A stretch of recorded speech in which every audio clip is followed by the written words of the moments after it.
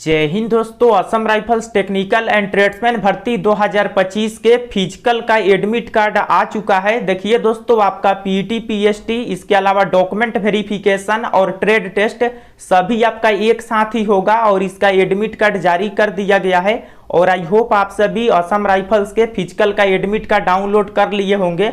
अगर दोस्तों अभी तक डाउनलोड नहीं किए हैं तो लिंक डिस्क्रिप्शन में है, आप सभी जाकर चेक कर लीजिए। अब देखिए दोस्तों, फिजिकल का एडमिट कार्ड तो आ चुका है और आपको कौन से डेट को आपका रिक्रूटमेंट रैली है वो आप सभी को पता चल गया होगा। अब देखिए दोस्तों, कौन कौन से डॉक्यूमेंट आपको लेकर जाना है, यानी कि डॉक्यूमेंट लिस्ट आपका क्या है, आज की इस वीडियो में जानेंगे। क्योंकि देखिए दोस्तों, अभी जो आपका एडमिट कार्ड जारी किया गया है इसमें आपका पीईटी पीएसटी इसके अलावा दोस्तों डॉक्यूमेंट वेरिफिकेशन और डॉक्यूमेंट वेरिफिकेशन में ओरिजिनल और 2 कॉपी सभी डॉक्यूमेंट आपको लेकर जाना होगा।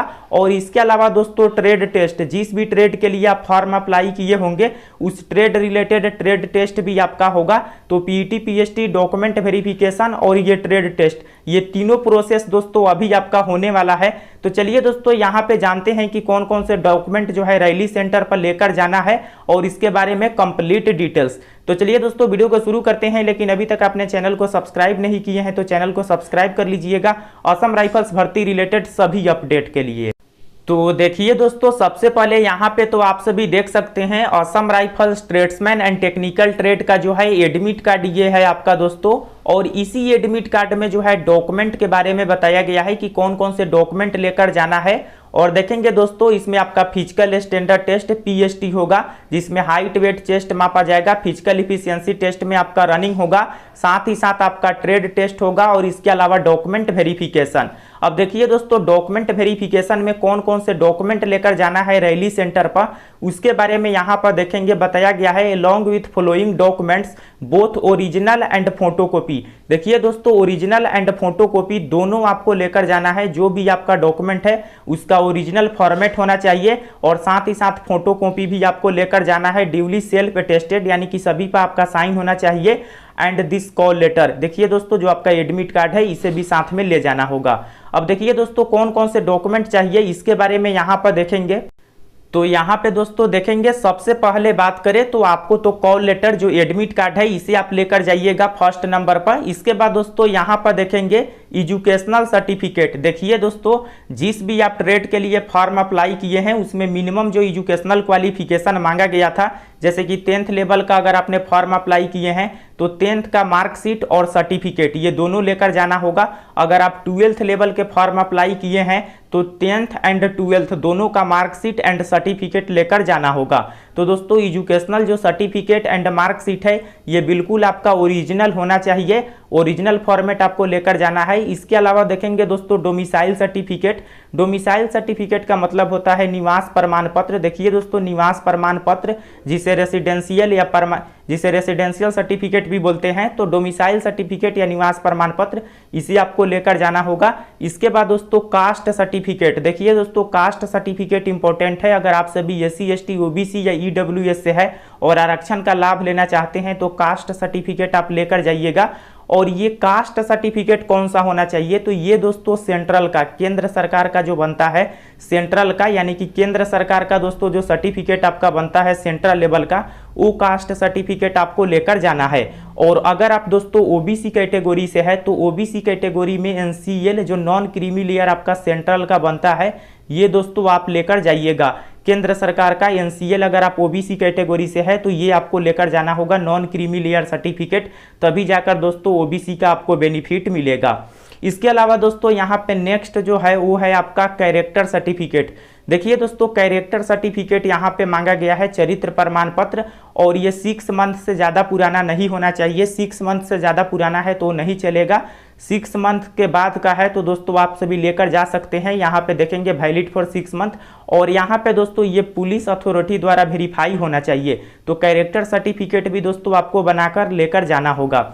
इसके अलावा दोस्तों नेक्स्ट जो डॉक्यूमेंट है 10 copy of recent passport size photograph.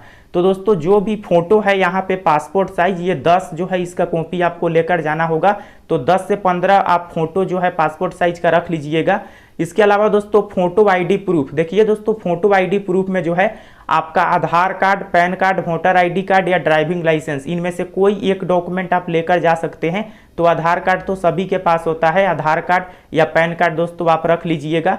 इसके बाद दोस्तों original copy of system generated online application for PST PET. तो देखिए दोस्तों इसमें यह बताया गया है कि फॉर्म अप्लाई जो आप किए होंगे, तो फॉर्म अप्लाई का जो प्रिंट होता है वो तो आपके पास होगा ही, अगर प्रिंट नहीं है तो अभी भी आप निकाल सकते हैं, अभी भी प्रिंट आपका हो जाएगा। तो ये दोस्तों आपको लेकर जाना होगा फॉर्म अप्लाई का प्रिंट।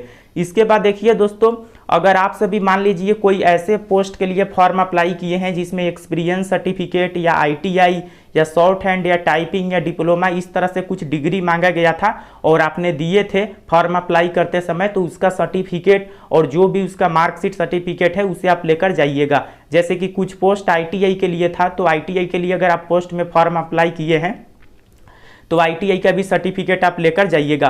तो अगर दोस्तों आप इस लेवल के फॉर्म फिल किए होंगे तो ही आप लेकर जाना है, अन्यथा इसकी कोई भी ज़रूरत नहीं है। इसके बाद दोस्तों यहाँ पर देखेंगे नेक्स्ट जो है डिस्चार्ज सर्टिफिकेट। डिस्चार्ज सर्टिफिकेट ये एक सर्विसमैन के लिए है, आपके लिए कोई इसकी आवश्यकता नहीं है अगर आप फ्रेश कैंडिडेट है तो। ऑब्जेक्शन सर्टिफिकेट एनओसी ये भी डिपार्टमेंटल कैंडिडेट के लिए है, आपके लिए ये नहीं है। इसके अलावा स्पोर्ट सर्टिफिकेट, अगर आप फॉर्म अप्लाई करते समय ये स्पोर्ट सर्टिफिकेट का डिटेल्स दिए हैं तो इसे दोस्तों आप लेकर जाइएगा, अन्यथा इसकी कोई भी आवश्यकता नहीं है।